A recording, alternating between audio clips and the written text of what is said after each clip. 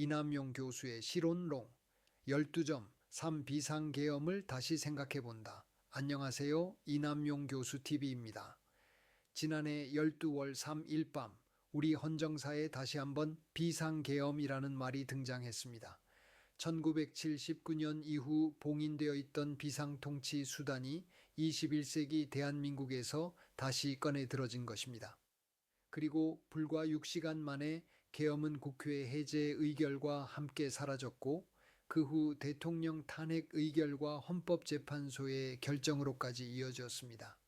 오늘 이 시론에서는 누가 이겼느냐, 어느 진영이 옳았느냐를 따지는 대신 그 밤과 그 이후의 과정을 관계 철학의 관점에서 되돌아보며 대통령, 국무위원, 국회의원 등이 얼마나 준비되지 못했고 얼마나 전문성과 애국심에서 국민의 기대를 저버렸는지를 가슴 아프게 짚어보고자 합니다. 계엄은 대통령의 정치 카드가 아니라 국민의 목숨입니다. 먼저 계엄의 본질부터 분명히 해야 합니다. 계엄은 대통령이 정치적으로 코너에 몰렸을 때 꺼내는 마지막 정치 카드가 아닙니다. 계엄이 선포되는 순간 헌법이 보장한 국민의 기본권은 폭넓게 제한되고 군이 치안과 검열, 일부 사법 기능을 사실상 대체하며 언론과 집회와 정치 활동은 군 명령의 그늘 아래 들어갑니다. 이것은 단순한 법률 조치가 아니라 국민의 일상과 생명권 전체를 뒤흔드는 체제 차원의 충격입니다. 국제인권규범과 선진국의 비상통치 원칙은 이런 조치가 법률에 분명히 근거하고 실질적 위기에 꼭 필요하며 위험 수준에 비례하고 엄격한 일시성을 가져야 한다고 못 받고 있습니다. 한마디로 계엄은 정권의 안전을 위해 쓰는 방패가 아니라 국가와 국민 전체를 지키기 위해 마지막에 한번 쓸까 말까한 비극적 선택이어야 합니다.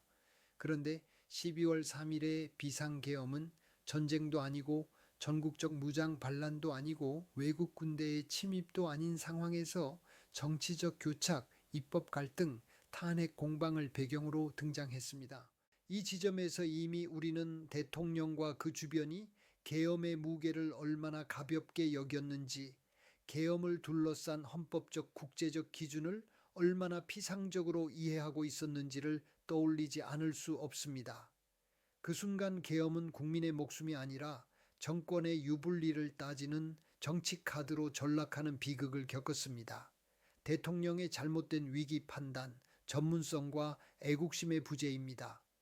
관계 철학의 관점에서 대통령은 한 개인이 아니라 거대한 국가 관계망의 중앙 노드입니다. 그 노드가 어느 기준에서 위기라고 판단하느냐에 따라 수백만 국민의 삶과 시장과 외교와 안보가 동시에 흔들립니다. 진정한 위기 지도자는 전쟁과 같은 물리적 위협뿐 아니라 환율, 국가 신용 등급, 해외 투자, 외신 보도, 동맹국의 시선까지 종합적으로 읽어내는 높은 전문성을 가져야 합니다. 또한 그 전문성의 방향을 항상 정권 유지를 넘어 헌정 질서와 국민 전체의 이익을 먼저 지키는 애국심에 맞추어야 합니다. 그러나 12월 3일 밤의 계엄 선포를 돌아보면 대통령이 이 두 가지를 모두 국민의 눈높이에서 충족했다고 평가하기 어렵습니다. 선진국 어디에서 의회와의 갈등, 예산 다툼, 탄핵 공방을 이유로 계엄을 꺼내 드는지, 그런 시도만으로도 환율과 국채금리와 외국인 투자 심리가 어떻게 요동치는지, 동맹국과 국제사회가 어떤 눈으로 그 나라를 바라보는지에 대한 냉정한 비교와 분석의 흔적을 찾아보기 어렵기 때문입니다. 결국 계엄 선포는 비상통치에 관한 헌법 안보, 국제 정치에 대한 전문성이 근본적으로 부족했거나 전문성은 있었더라도 애국심의 방향이 정권 방어 쪽으로 기울어 헌정 질서와 국민 경제에 대한 고려가 부차적인 것으로 밀려났다는 사실을 드러냅니다. 어느 쪽이든 국민 입장에서는 뼈아픈 현실입니다. 국무위원들은 왜 단 한 번도 헌법 옆에 서겠다고 말하지 못했습니까? 대통령의 결정을 바로 옆에서 견제하고 교정해야 할 사람들은 국무위원들입니다. 헌법은 국무위원 개개인에게도 헌법 수호 의무와 정치적 책임을 부여하고 있습니다.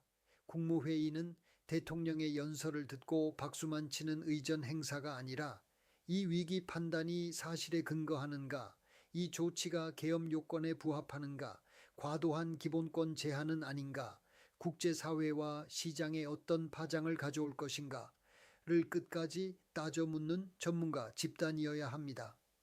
그러나 12월 3일 비상계엄을 심의하던 국무회의에서 계엄 선포의 필요성과 요건에 대해 결사 반대하거나 헌법 위반 가능성을 지적하며 회의장을 박차고 나온 장관이 사실상 없었다는 점은 우리 모두를 서글프게 만듭니다. 어느 누구도 대통령님, 이 길은 자유민주공화국이 선택할 수 있는 길이 아닙니다. 라고 공개적으로 말하지 못했습니다.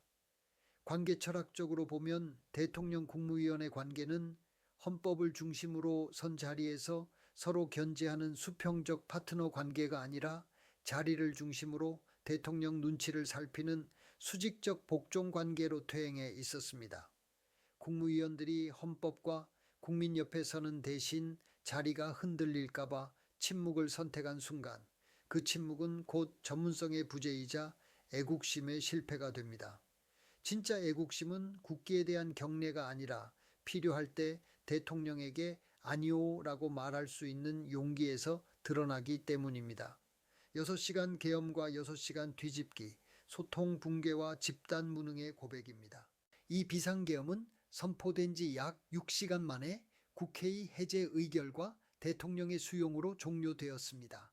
세계 역사에서 찾아보기 어려운 6시간 계엄입니다. 이 기묘한 시간표는 우리에게 두 가지 사실을 동시에 말해줍니다. 첫째, 계엄을 선포할 때까지 대통령실, 국무회의, 여당 지도부, 군 지휘부 사이에 계엄의 의미와 파장, 유지 완화 해제 시나리오에 대한 진지한 전략 토론과 공통의 이해가 거의 없었다는 점입니다. 둘째, 막상 국민과 국회, 시장과 국제사회가 보여준 충격과 반발 앞에서 그 선포의 책임을 끝까지 감당할 전문성도 국민에게 치열하게 설명하고 설득할 자신도 없었다는 점입니다. 관계 철학의 언어로 표현하면 이는 소통의 실패이자 집단 무능의 고백입니다. 진정으로 준비된 지도부였다면 계엄 버튼을 누르기 전부터 여러 단계의 시나리오를 가지고 있었어야 합니다. 얼마 동안 어떤 단계로 갈 것인지, 국회와 법원이 어떤 반응을 보일지, 외신과 금융시장이 어떻게 움직일지, 어떤 상황에서 어떤 절차로 해제할지에 대한 세밀한 가정과 검증이 선행되었어야 합니다. 그러나 6시간 만의 선포와 해제는 그런 준비 없이 국민을 통째로 계엄 실험대 위에 올려놓았다는 인상을 지울 수 없습니다. 이것은 단순한 판단 미스가 아니라 위기관리와 비상통치에 관한 전문성이 심각하게 부족했음을 스스로 드러낸 것이고, 국민과 체제 전체를 향한 애국심이 얼마나 안이하게 발휘되었는지를 보여주는 장면입니다. 국회의 탄핵과 헌재의 결정, 형식적 절차만으로는 부족합니다. 계엄 사태 이후 국회는 대통령 탄핵을 의결했고, 헌법재판소는 이를 인용하여 대통령을 파면했습니다. 형식만 보면 입법부가 권력을 견제했고 사법부가 헌법을 수호했으며 헌정질서는 스스로를 복원한 것처럼 보입니다. 그러나 국민의 눈높이에서 보면 여전히 답답함이 남아 있습니다. 국회는 탄핵 소추안을 통과시키는 과정에서 계엄과 관련된 사실관계와 법리, 국제 비교와 선진국 사례를 어느 정도까지 체계적으로 검토했습니까? 정당의 당론과 정파의 이해관계를 넘어 헌법과 비상통치 제도 자체를 공부하고 토론한 흔적이 충분했는지 스스로에게 물어야 합니다.